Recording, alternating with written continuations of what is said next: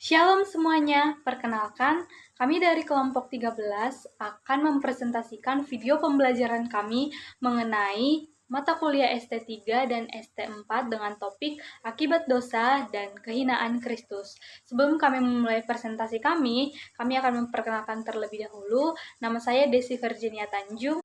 Perkenalkan, nama saya Arona Delam. Perkenalkan, nama saya Yusnarita Sega. Nah, yang pertama yaitu pengertian dari dosa, di mana dosa adalah tiadanya kesesuaian dengan hukum Allah. Nah, dosa juga adalah cacat yang terjadi dalam sesuatu yang baik. Nah, di sini manusia itu diciptakan seturut gambar Allah, tetapi gambar itu telah tercemar oleh dosa itu sendiri. Nah, di mana dosa masuk ke dunia sejak kejatuhan manusia pertama. Di sini Adam sebagai kepala umat manusia telah berbuat dosa sehingga seluruh keturunannya itu mewarisi keberdosaannya. Oke, terus yang kedua yaitu pengertian dari kehinaan Kristus. Nah, jadi kehinaan Kristus adalah suatu status dan kondisi Kristus yang dimana Kristus turun dari pencipta untuk menggunakan natur ciptaan, yaitu apa? Manusia. Sehingga Kristus berada di bawah kutukan hukum dan menjadi sama seperti manusia untuk menanggung dosa. Nah, dalam status kehinaan, Kristus berada di bawah hukum atau di bawah kondisi perjanjian kerja atau covenant of works dan bahkan berada di bawah kutukan hukum. Nah, kehinaan Kristus ini menyatakan bahwa Kristus memiliki keberadaan yang 100% ilahi, menyandang natur manusia yang terbatas dan lemah. Sedangkan dalam covenant of works itu sendiri Kristus akan berinkarnasi demi menyelamatkan manusia dari dosa dan harus tunduk di bawah hukum. Yang selanjutnya adalah bagian isi. Yang pertama, penyebab dosa. Penyebab dasar dosa pertama yang selanjutnya menjadi ciri-ciri manusia berdosa karena manusia meremehkan dan tidak menghiraukan hukum Allah. Yang kedua, dampak dosa terhadap tanggung jawab dan relasi manusia. Dosa Adam dan Hawa menyebabkan manusia jatuh keluar dari perkenanan dan berkat Allah. Contohnya dalam Kejadian 3 ayat 16, Allah berfirman kepada Hawa, "Susah payahmu waktu mengandung akan kubuat sangat banyak, dengan kesakitan engkau akan melahirkan anakmu, namun engkau akan berani kepada suamimu dan ia akan berkuasa atasmu." Nah, hal ini dijelaskan dalam Kejadian 3 ayat 16. Yang selanjutnya adalah penjelasan dari akibat dari dosa tersebut. Yang pertama, kerusakan. Pada keadaan mula-mula, Augustine dan uskup dari Hippo menjelaskan bahwa manusia sebagai posse non peccar, yang artinya manusia mempunyai kemampuan untuk tidak berdosa. Namun setelah manusia jatuh ke dalam dosa, manusia kehilangan kemampuan ini dan menyisakan atau tersisa kemampuan untuk berdosa. Dengan kata lain, ketidakmampuan untuk tidak berdosa. Kerusakan yang dialami oleh Adam dan Hawa merenggut kapasitas mereka untuk menyenangkan Allah dan untuk layak menerima berkat-berkat dari Allah, dan hanya menyisakan kemampuan untuk berdosa sehingga patut menerima kutuk Allah. Kerusakan manusia yang sudah jatuh dalam dosa bukan hanya sebatas ketidakmampuan untuk menghindari dosa, melainkan meluas ke setiap aspek dari natur manusia, sehingga kerusakan ini berpengaruh pada setiap kapasitas dari natur manusiawi kita, termasuk juga setiap bagian dari tubuh dan jiwa manusia. Misalnya, tubuh kita menderita dan mati, tertulis dalam Kejadian 3 ayat 16 sampai 19. Akal budi kita tidak dapat menerima atau mengerti, dalam Roma 3 ayat 11. Dan keinginan hati kita membuat kita berdosa, dalam 1 Yohanes 2 ayat 16.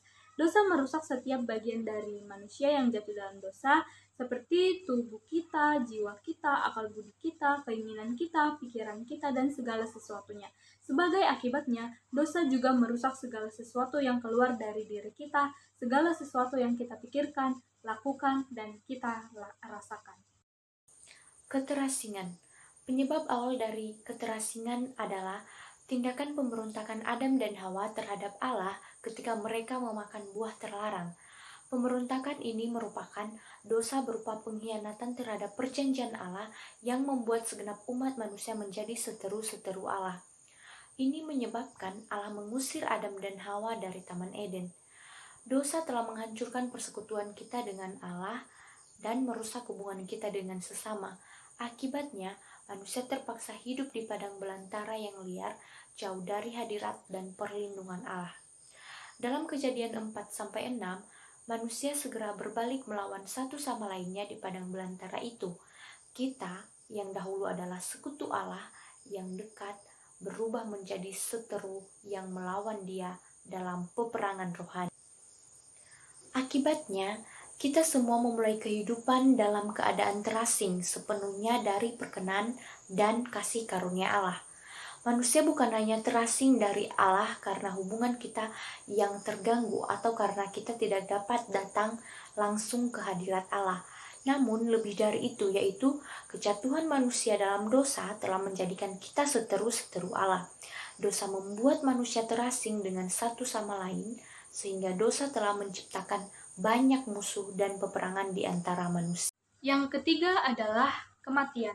Dalam Kejadian 2 ayat 17, Allah memberitahu Adam bahwa jika ia memakan buah dari pohon tentang pengetahuan yang baik dan yang jahat, maka ia akan mati. Setelah Adam memakan buah itu, Kejadian 3 ayat 19 menyatakan bahwa Allah mengutuk Adam dengan kematian jasmani. Karena Adam adalah kepala seluruh umat manusia, maka ketika ia memberontak terhadap hukum Allah, seluruh manusia pun jatuh di bawah bayang-bayang dari kesalahannya, dan akibatnya manusia jatuh di bawah kutuk kematian. Seperti penjelasan Paulus dalam Roma 5 ayat 12-17, yaitu dosa telah masuk ke dalam dunia oleh satu orang, dan oleh dosa itu juga maut. Demikianlah maut itu telah menjalar kepada semua orang karena semua telah berbuat dosa. Paulus menjelaskan bahwa kesalahan ini berakibat kematian bagi manusia. Sesuai dengan hukum dosa mula-mula, Adam dan kita memang patut mati. Oleh karena itulah, kita semua akan mati dan kembali menjadi debu seperti Adam. Manusia mati secara jasmani dan rohani. Dalam Efesus 2 ayat 1-5, Paulus menjelaskan bahwa dahulu manusia sudah mati karena dosa dan pelanggaran. Tetapi Allah telah menghidupkan kita kembali bersama Kristus sekalipun kita telah mati karena dosa. Seperti yang ada dalam Roma 8 ayat 10, bahwa jika Kristus ada di dalam kita, maka tubuh memang mati, tetapi roh adalah kehidupan oleh karena kebenaran. Jadi, jika Kristus tidak ada di dalam kita, maka kita mati secara rohani. Intinya, Paulus mengatakan bahwa kita sudah mati dalam dosa-dosa dan pelanggaran-pelanggaran kita. Jadi, pengertiannya adalah kita sudah mati, dan orang yang mati tidak dapat berbuat apa-apa untuk menyenangkan Allah. Apabila kita mati dalam dosa-dosa kita, kita mengikuti penguasa maut, yaitu iblis. Apabila kita dihidupkan dalam Kristus, maka kita diberi hidup baru. Hidup baru yaitu hidup yang membuat kita bisa berbuat dan melakukan hal-hal yang berkenan kepada Allah. Tetapi ini hanya mungkin melalui kehidupan dan kematian dan kebangkitan dari Yesus Kristus dan iman kita kepadanya. Nah, sekarang kita akan mempelajari tentang pengaruh dosa terhadap keinginan Kristus. Nah, korelasi antara akibat atau dampak dosa terhadap keinginan Kristus. Nah, dosa yang merupakan pemberontakan terhadap hukum Allah dengan tidak menghiraukan hukum Allah menyebabkan 3 dampak dosa yang terjadi pada manusia.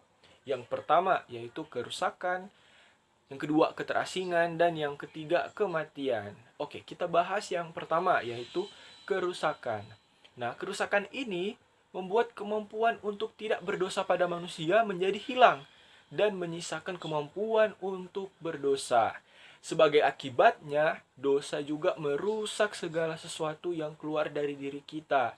Segala sesuatu ini maksud yaitu pikiran, apa yang kita pikirkan, apa yang kita lakukan, dan apa yang kita rasakan. Nah, kita lanjut yang kedua. Yang kedua itu ada keterasingan. Nah, keterasingan ini yaitu manusia yang dahulu bersekutu dengan Allah berubah menjadi seteru melawan Allah, sehingga kehidupan manusia dimulai dalam keadaan terasing sepenuhnya dari perkenan dan kasih karunia Allah. Nah, terus yang ketiga yaitu kematian. Kematian ini yaitu adanya dosa yang tadi, akibat pelanggaran manusia menyebabkan kematian secara jasmani dan secara rohani. Nah, jadi dosa manusia memang menyebabkan Kristus menjadi hina dan harus tunduk di bawah hukum dan melaksanakan conference of works. Tetapi hal ini bukan sepenuhnya yang menjadikan Allah mengutus anaknya untuk melaksanakan conference of works, karena hal itu merupakan kemahakuasaan Allah dan inisiatif dari Allah untuk menyelamatkan manusia dari dosa. Karena jika dosa manusia ditekankan sebagai penyebab Kristus hina dan harus melaksanakan conference of works, maka hal ini akan menunjukkan bahwa Allah itu berarti bergantung pada manusia. Sedangkan pada kebenarannya, manusialah yang bergantung pada Allah. Kesimpulan, dosa telah masuk ke dalam dunia oleh satu orang, dan oleh dosa itu juga adalah maut telah menjalar kepada semua orang. Karena semua orang telah berbuat dosa, oleh satu pelanggaran, semua orang beroleh penghukuman. Dan ketidaktaatan satu orang, semua orang telah menjadi orang berdosa. Melalui Adam, dosa telah merusak kita semua sehingga kita dilahirkan ke dalam dunia ini dalam keadaan sudah bersalah oleh dosa Adam. Kita diperhamba oleh dosa dan dijatuhi hukuman mati. Namun, Kristus sebagai kepala federal kita menggenapi seluruh hukum Taurat.